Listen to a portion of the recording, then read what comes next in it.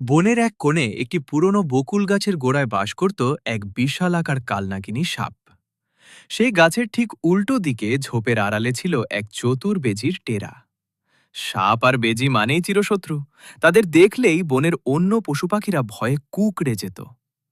সাপটি ছিল খুবই অহংকারী। সে ভাবত তার বিষের এক ছোবলেই বেজি শেষ হয়ে যাবে। অন্যদিকে বেজিটি ছিল অসম্ভব ক্ষিপ্র।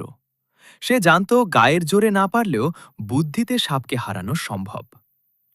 একদিন সাপটি ক্ষুধার্ত হয়ে বেজির বাসার দিকে এগোতে শুরু করল।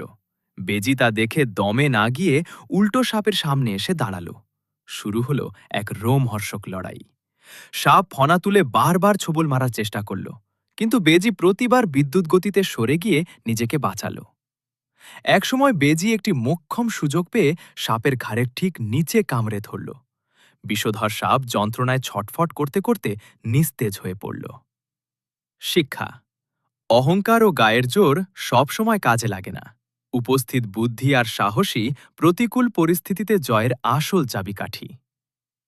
আমি কি সাপ ও বেজির লড়াইয়ের কোনো ছবি তৈরি করে দেব, যা গল্পটিকে আরও জীবন্ত করে তুলবে?